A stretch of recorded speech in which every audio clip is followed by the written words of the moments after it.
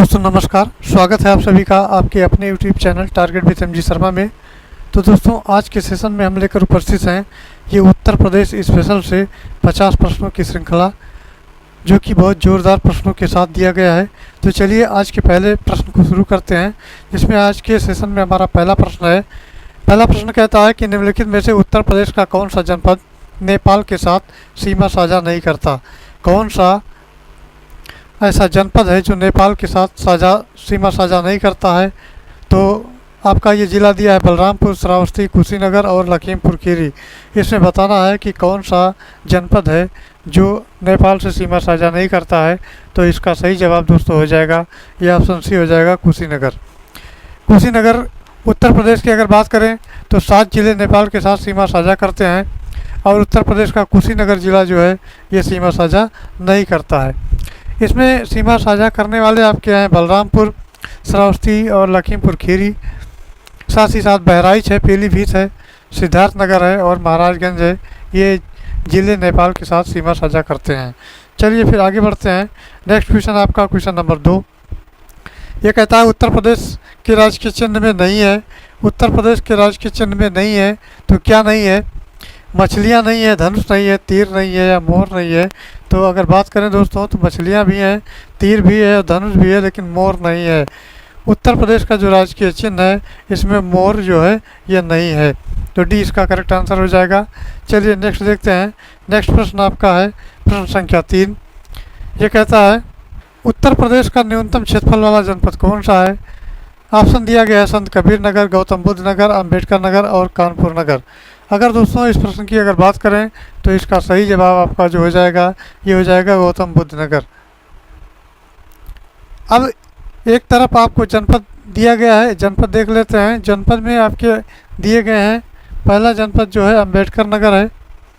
अम्बेडकर नगर की अगर बात करें तो ये अम्बेडकर नगर आपका ये अगर क्षेत्रफल की दृष्टि से देखा जाए तो ये 2350 ये वर्ग किलोमीटर है, वर्ग किलोमीटर।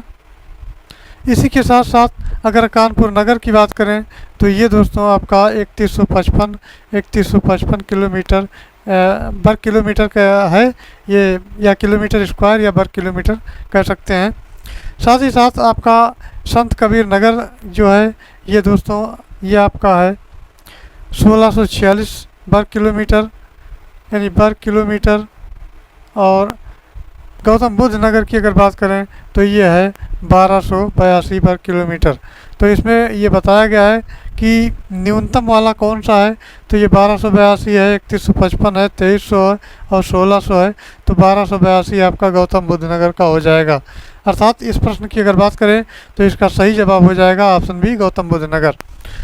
चलिए आगे बढ़ते हैं। नेक्स्ट प्रश्न देखते हैं। नेक्स्ट हमारा है प्रश्न संख्या 9 प्रश्न संख्या 4। प्रश्न संख्या 4 कहता है कि उत्तर प्रदेश के सबसे अधिक और सबसे कम क्षेत्रफल वाले जनपद क्रमशः हैं। कौन है?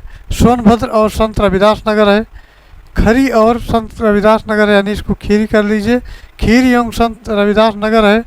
साथ ही साथ सी ऑप्शन दिया है लखनऊ और बागपत है, कानपुर देहात या ललितपुर है।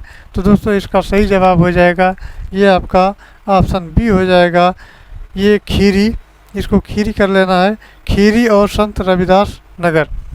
अब उत्तर प्रदेश का जो सर्वाधिक क्षेत्रफल वाले ज़िले हैं ये लखीमपुर खीरी की अगर बात करें तो लखीमपुर खीरी का जो क्षेत्रफल है ये 7680 वर्ग किलोमीटर है, वर्ग किलोमीटर। और अगर बात करें फिर आगे रविदास नगर की तो रविदास नगर यानी इसका नाम भदोई हुआ करता था, यह है 1015 वर्ग किलोमीटर। और वर्तमान में दोस्तों उत्तर प्रदेश के क्षेत्रफल की दृष्टि से सबसे छोटा ज़िला जो है वो हापुड़ है। क्या है? हापुड़ है। हापुड़ की अगर क्षेत्रफल की बात करें तो ये 660 जो है वर्ग किलोमीटर है।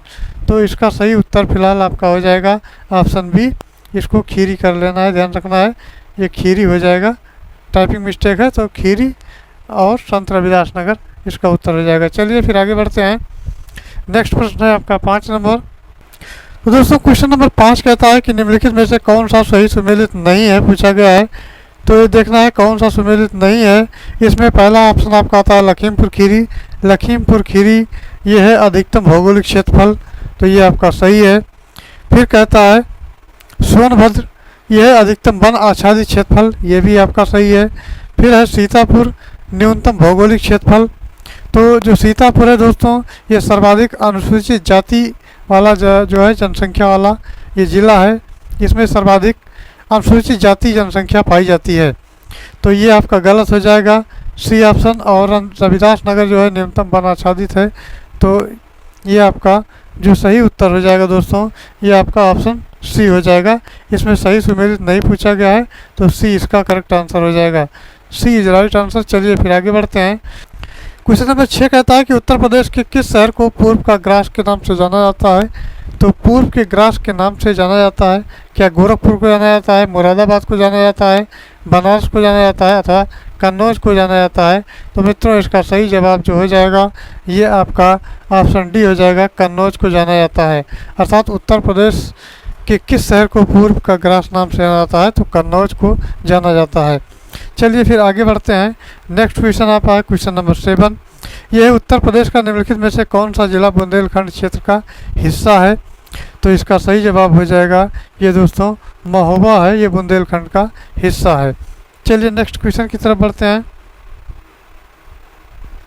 अब आता है क्वेश्चन नंबर 8। तो दोस्तों क्वेश्चन नंबर 8 कहता है कि उत्तर प्रदेश के भाबर क्षेत्र में निम्नलिखित में से किस प्रकार की मृदा पाई जाती है। महीन जलोढ़ मृदा पाई जाती है, दलदली मृदा पाई जाती है, मृदा मतलब मिट्टी पाई जाती है, कंकरीली व पथरीली मिट्टी पाई जाती है, या भूरी मिट्टी पाई जाती है। तो इसका सही उत्तर हो जाएगा यहाँ दोस्तों कंकरीली और पथरीली मिट्टी पाई जाती है। कंकरीली और पथरीली मिट्टी यहाँ पाई जाती है। सी इसका सही जवाब हो जाएगा। चलिए फिर आगे बढ़ते हैं। नेक्स्ट क्वेश्चन आपका है क्वेश्चन नंबर 9। 9 नंबर कहता है उत्तर प्रदेश में लाल मिट्टी मुख्यतः पाई जाती है, कहाँ पाई जाती है। ऑप्शन दिया है सीतापुर बाराबंकी, तो फिर है आपका एटा मैनपुरी, मिर्ज़ापुर झांसी, आगरा और मथुरा। इसका सही जवाब दोस्तों हो जाएगा ये आपका हो जाएगा मिर्ज़ापुर और झांसी में पाई जाती है। अर्थात जो लाल मिट्टी पाई जाती है ये मिर्ज़ापुर झांसी में पाई जाती है। चलिए आगे बढ़ते हैं। नेक्स्ट क्वेश्चन है क्वेश्चन नंबर 10। 10 की अगर बात करें तो यह लवण प्रभावित मृदाएं मुख्यतः उत्तर प्रदेश के किन मंडलों में पाई जाती हैं। क्या आगरा और अलीगढ़ में पाई जाती हैं, मेरठ एवं मुरादाबाद में पाई जाती हैं, बस्ती एवं गोरखपुर में पाई जाती हैं, अथवा झांसी एवं चित्रकूट में पाई जाती हैं। तो दोस्तों इसका सही जवाब हो जाएगा ये आपका ऑप्शन ये हो जाएगा आगरा और अलीगढ़ में पाई जाती हैं। अब उत्तर प्रदेश का ये बांगर मृदा क्षेत्र है। भूमि जो समतल होने पर जल निकासी में उचित प्रबंध न होने से नहरों से सिंचाई यहाँ की जाती है और यहाँ वर्षा की कमी होती है। तो वर्षा की कमी होती है, इस कारण नहरों से सिंचाई यहाँ की जाती है। चलिए आगे बढ़ते हैं।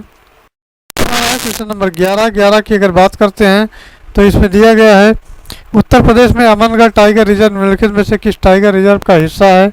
तो अमनगढ़ क्या दुधवा का हिस्सा है, पीलीभीत का है, कार्बेट का है, या राजा जी का है।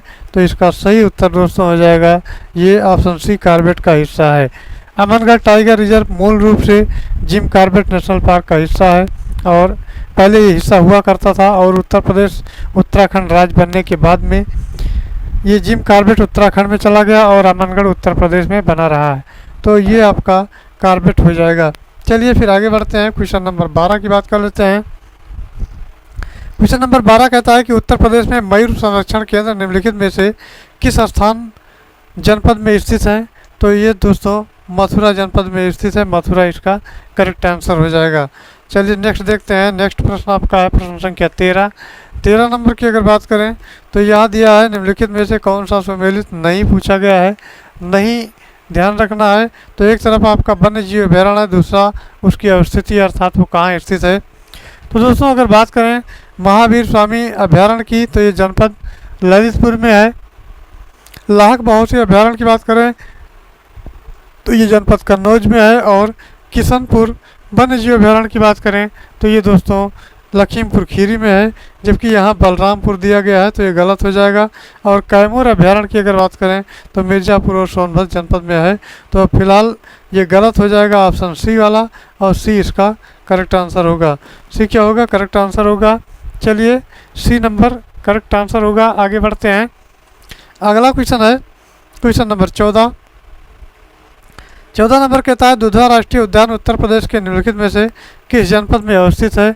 क्या सीतापुर में अवस्थित है, ललित लखीमपुर में अवस्थित है और कतरनिया घाट में स्थित है, या कालेसर में स्थित है? तो मित्रों इसका सही जवाब हो जाएगा ये आपका लखीमपुर में स्थित है, लखीमपुर खीरी में ये स्थित है। चलिए आगे बढ़ते हैं। नेक्स्ट क्वेश्चन आपका 15 नंबर। 15 नंबर कहता है निम्नलिखित में से कौन सा वन्य जीव अभ्यारण्य उत्तर प्रदेश में स्थित नहीं, पूछा गया है। तो ऑप्शन दिया है किशनपुर, सुरहा ताल और करतनिया घाट या कालेसर। तो इसका सही जवाब हो जाएगा दोस्तों कालेसर, आपका सही उत्तर हो जाएगा। कालेसर क्या होगा, सही जवाब हो जाएगा। चलिए फिर आगे बढ़ते हैं। अगला क्वेश्चन हमारा है क्वेश्चन नंबर 16। 16 की अगर बात करें तो 16 नंबर कहता है कि गंगा नदी उत्तर प्रदेश के किस जनपद में प्रवेश करती है? गंगा नदी उत्तर प्रदेश के किस जनपद में प्रवेश करती है? ऑप्शन आपका है बिजनौर, मेरठ, सहारनपुर और जेपी नगर, यानी गौतम बुद्ध नगर आपका है। तो इसमें इसका जो सही जवाब हो जाएगा ये आपका बिजनौर हो जाएगा।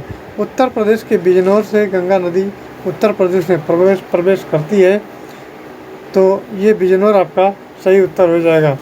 नेक्स्ट क्वेश्चन की अगर बात करें तो नेक्स्ट आपका 17 नंबर। 17 नंबर दोस्तों कहता है निम्नलिखित में से कौन सा रामसर स्थल उत्तर प्रदेश में स्थित नहीं है, पूछा गया है।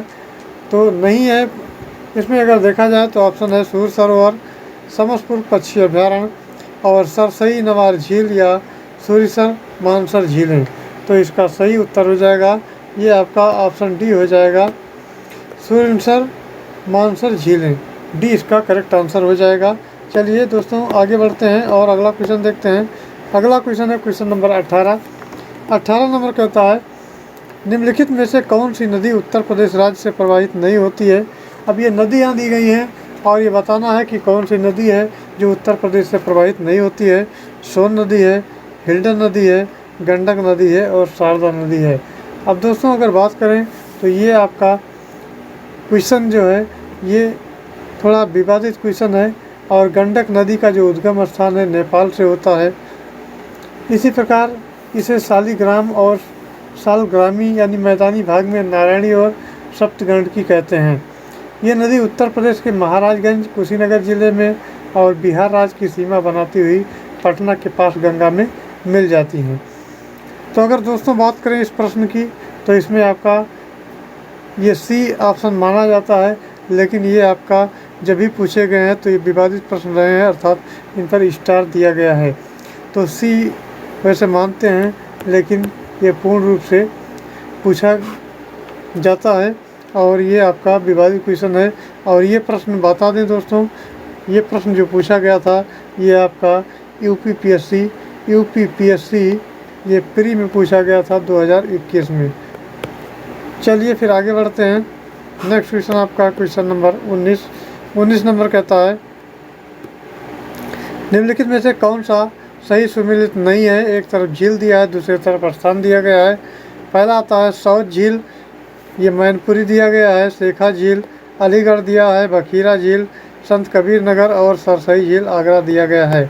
अब दोस्तों अगर बात करें इसमें कौन सा सुमेलित नहीं है तो सौत झील आपका जो है ये दोस्तों मैनपुरी में है, शेखा झील अलीगढ़ में है और ये बखीरा झील ये आपका संत कबीर नगर में है और सरसई झील दोस्तों ये इटावा में है। ये कहाँ है? इटावा में है और यहाँ दिया है आगरा, इसीलिए गलत है। तो डी इस प्रश्न का उत्तर हो जाएगा। इस प्रश्न का सही उत्तर क्या हो जाएगा? डी हो जाएगा। डी आपका सरसई झील कहाँ है? आगरा में ना होकर इटावा में है, यहाँ इटावा में है, ये ध्यान रखना। चलिए आगे बढ़ते हैं। नेक्स्ट क्वेश्चन आपका है क्वेश्चन नंबर 20। 20 नंबर कहता है निम्नलिखित में से कौन सही सुमेलित नहीं है? तो ये बताना है आपको गंगा नदी वाराणसी, गोमती नदी सुल्तानपुर, कोसी नदी गोरखपुर, सरयू नदी अयोध्या। इसमें बताना है कि कौन सुमेलित नहीं है। तो ये दोस्तों आपका जो गंगा नदी है ये बनारस वाराणसी सही है आपका। दूसरे की बात करें तो गोमती नदी सुल्तानपुर पे सही है। कोसी आपका गोरखपुर दिया गया है, तो कोसी आपका गोरखपुर ना होकर के गलत है। और इसका और सरयू नदी अयोध्या ये सही है। तो गोरखपुर राप्ती नदी है, गोरखपुर में क्या है? राप्ती नदी है, ये कोसी नदी नहीं है, ये राप्ती नदी हो जाएगा। तो इसका जो सुमेलन है वो गलत है, सरसी का सुमेलन गलत है, बाकी आपके सभी सही हैं। तो फिलहाल इसका उत्तर आपका सी हो जाएगा। सी उत्तर सही हो जाएगा, बाकी आपके सब सही हो जाएंगे। चलिए फिर आगे बढ़ते हैं। नेक्स्ट क्वेश्चन की बात करें तो नेक्स्ट आपका आता है 21 नंबर। 21 नंबर कहता है उत्तर प्रदेश की जो सबसे बड़ी बहुउद्देशीय परियोजना निम्नलिखित में से कौन सी है? रिहंद परियोजना है, चंद्रप्रभा परियोजना है, माता टीला परियोजना है या बेतवा नहर परियोजना है? इसमें बताना है दोस्तों कौन सा परियोजना है जो कि उत्तर प्रदेश में बड़ी बहुउद्देशीय परियोजना है। तो इसका सही जवाब आपका ऑप्शन रिहंद परियोजना हो जाएगा। उत्तर प्रदेश की सबसे बड़ी जो बहुउद्देशीय परियोजना रिहंद परियोजना है और रिहंद बांध उत्तर प्रदेश के सोनभद्र जिले में पिपरी गांव में स्थित है। अब दोस्तों अगर बात करें तो गुरुत्वाकर्षण बांध है ये, और रिहंद बांध को गोविंद बल्लभ पंत सागर के नाम से भी जाना जाता है। रिहंद का क्या नाम होता है? तो ये नाम दोस्तों होता है गोविंद बल्लभ पंत। इसका दूसरा नाम होता है रिहंद परियोजना या गोविंद बल्लभ पंत परियोजना। चलिए आगे बढ़ते हैं। नेक्स्ट आपका आता है 21 नंबर। 21 आपका हो गया। अब आता है 22 नंबर। 22 नंबर कहता है उत्तर प्रदेश में सिंचाई का सबसे बड़ा स्रोत है, नहर है, तालाब है, नलकूप है अथवा कुआं है?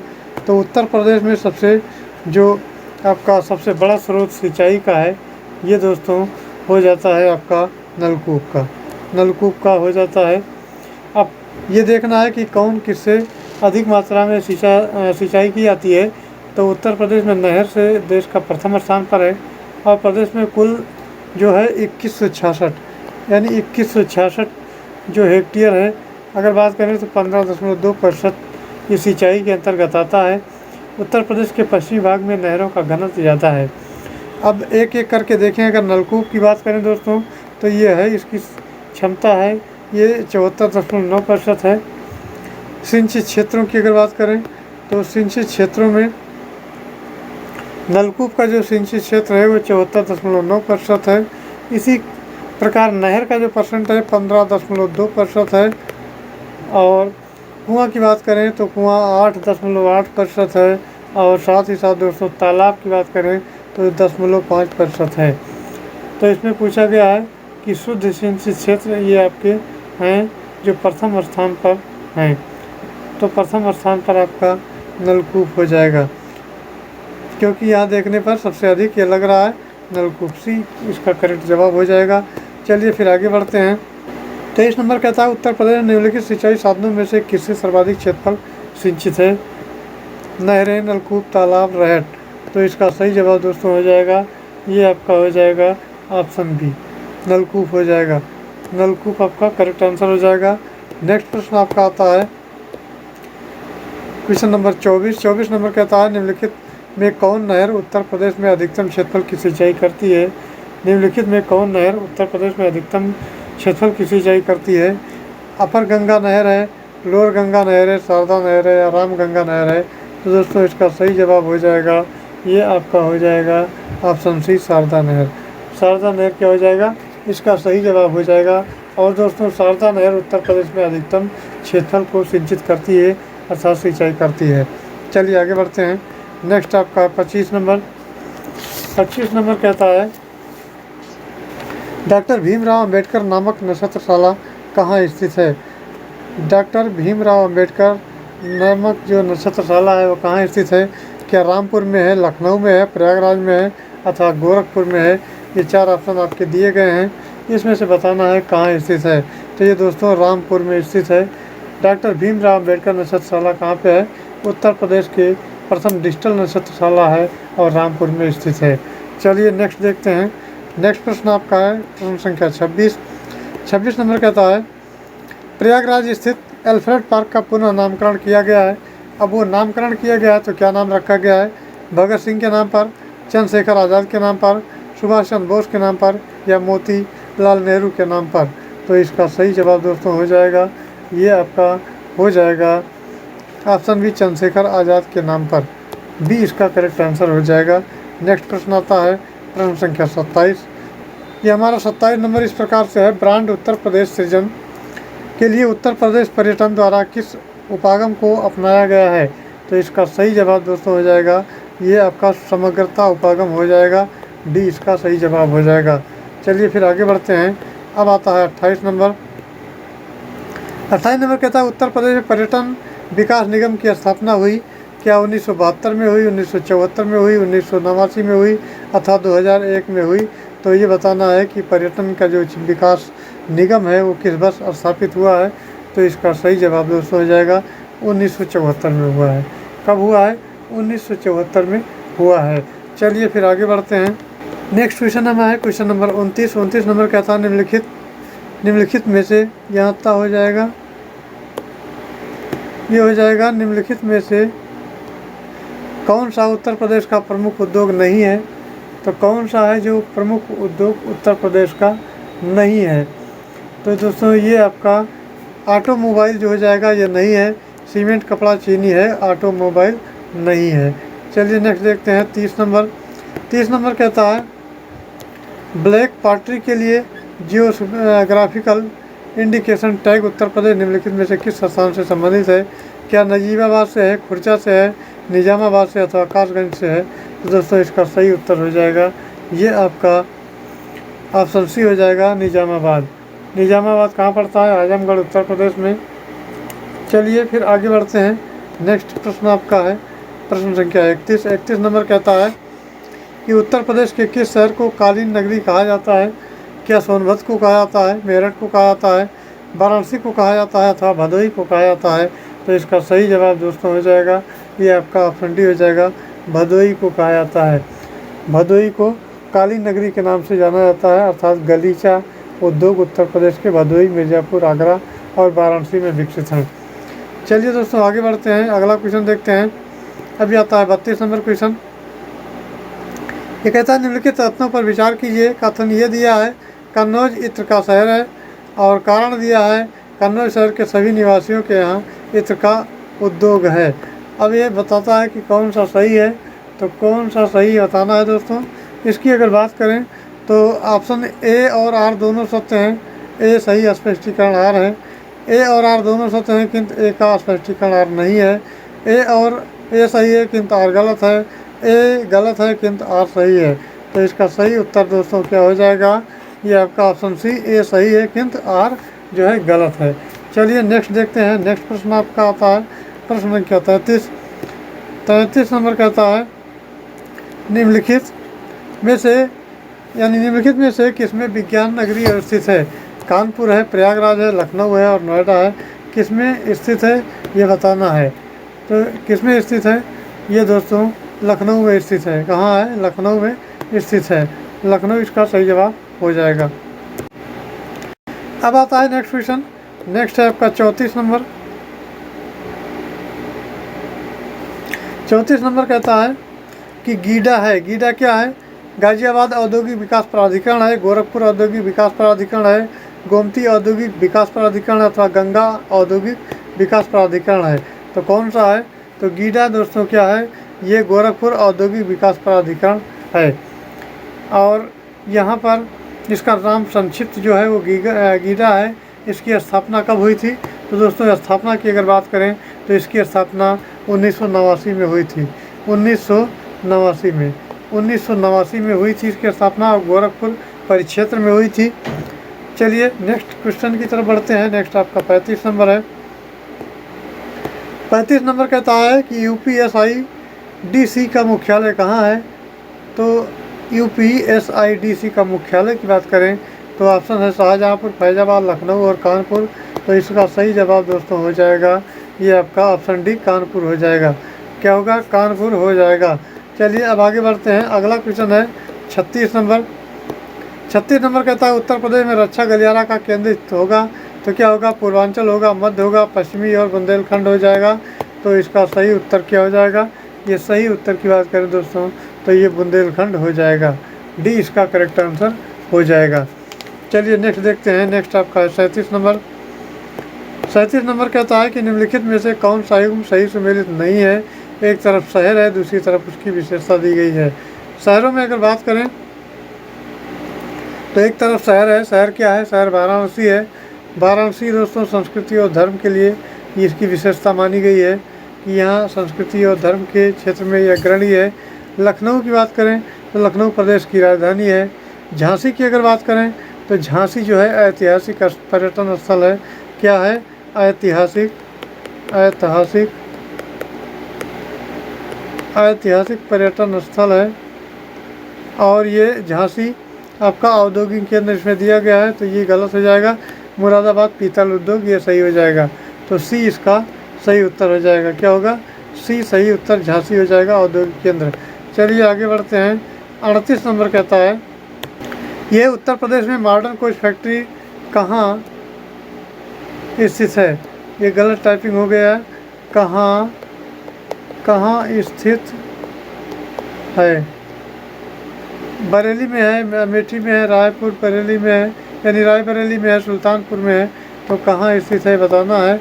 तो इसका सही जवाब दोस्तों हो जाएगा ये आपका ऑप्शन बी हो जाएगा, रायबरेली। क्या होगा? रायबरेली में स्थित है। नेक्स्ट प्रश्न की बात करें तो नेक्स्ट आपका आता है 39 नंबर कहता है, निम्नलिखित में से कौन सा एक सही सम्मिलित नहीं है पूछा गया है। यह बायोटेक्नोलॉजी पार्क लखनऊ दिया है, और ट्रोनिका सिटी नोएडा दिया है, प्लास्टिक सिटी कानपुर देहात है, लेदर टेक्नोलॉजी पार्क उन्नाव है। तो इसका सही जवाब दोस्तों हो जाएगा ये आपका ऑप्शन बी हो जाएगा, ट्रोनिका सिटी नोएडा हो जाएगा। ट्रोनिका सिटी की स्थापना गाजियाबाद है और इसमें नोएडा दिया गया है, इसलिए गलत है। चलिए आगे बढ़ते हैं। चलिए नेक्स्ट देख लेते हैं। नेक्स्ट क्वेश्चन आपका दिया गया है 40 नंबर, कहता है सूची फर्स्ट, कलर चेंज कर दें। ये कहता है कि सूची फर्स्ट को सूची सेकंड से सम्मिलित कर उत्तर नीचे दिए गए कूट से मिलान करने हैं। तो एक तरफ तो सूची उसका क्षेत्र दिया है, दूसरी तरफ दूसरी सूची में खनिज क्षेत्र दिया है। सोनभद्र की बात करें तो सोनभद्र में तांबा आपका दिया गया है और इसे सम्मिलित करके बताना है। इलाहाबाद में दोस्तों, इलाहाबाद की बात है तो इसमें सीसा बालू है। ललितपुर की बात करें तो यहाँ नॉन प्लास्टिक और फायर क्ले है। और मिर्ज़ापुर की बात करें तो चूना पत्थर है। अर्थात ABCD आपका जो दिया गया है 1 2 3 4 हो जाएगा। क्या हो जाएगा? हाँ, इसमें मिलाना है। सोनभद्र की बात करें दोस्तों तो सोनभद्र ये आपका चूना पत्थर हो जाएगा, यानी A का जो हो जाएगा 4 हो जाएगा। इसी प्रकार इलाहाबाद दिया गया है, इलाहाबाद यानी अब उसका नाम प्रयागराज है, तो इसका हो जाएगा सीसा बालू, यानी B का आपका दूसरा हो जाएगा। ललितपुर की बात करते हैं तो ललितपुर में क्या पाया जाता है? तो ललितपुर में तांबा पाया जाता है, अर्थात ये C का जो पहला हो जाएगा और D का जो हो जाएगा ये तीसरा हो जाएगा। इस प्रकार 42 और 13 इसमें दिया है, तो ऑप्शन डी में दिया है 42 और 13। ऑप्शन क्या है? डी है 42 और 13।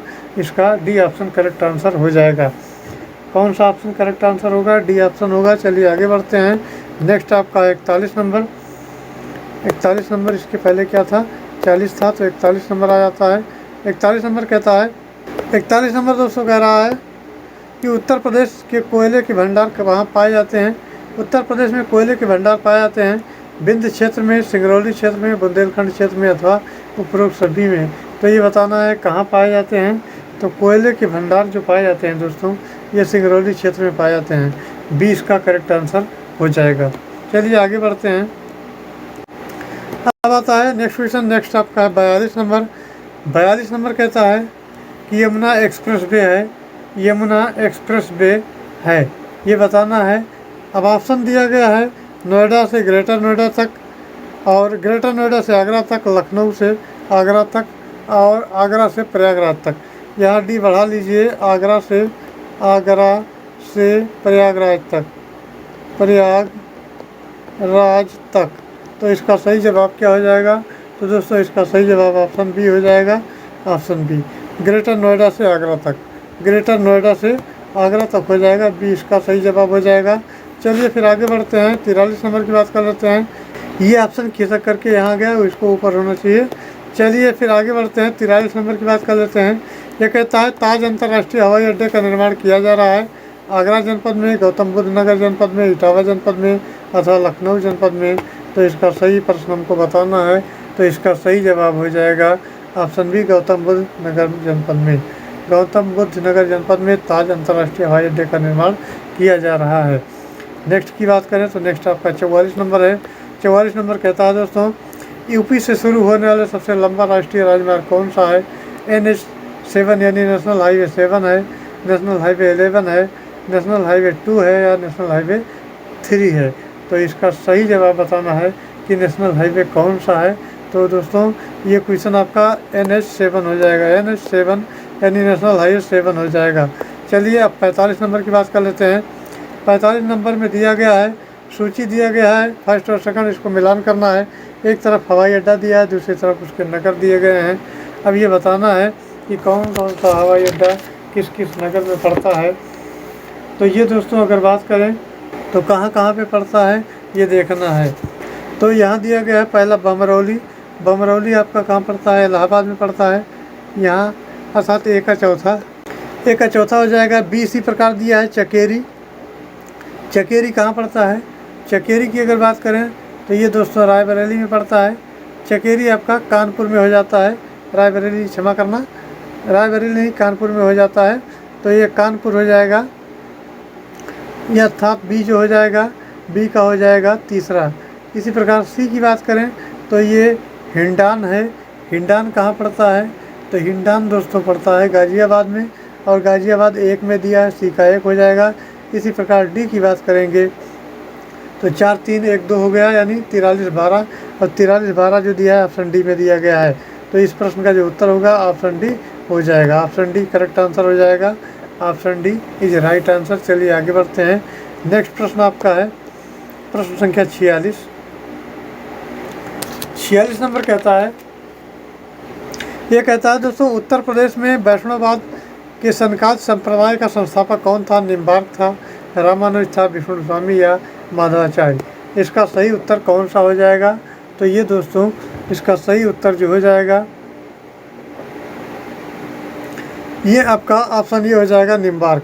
क्या हो जाएगा? निम्बार्क। और निम्बार्क की अगर बात करें तो उत्तर प्रदेश के वैष्णववाद के ये संकालिक संप्रदाय को मानने वाले थे, संस्थापक भी थे, और इस संप्रदाय के अन्य नाम भी दिए थे।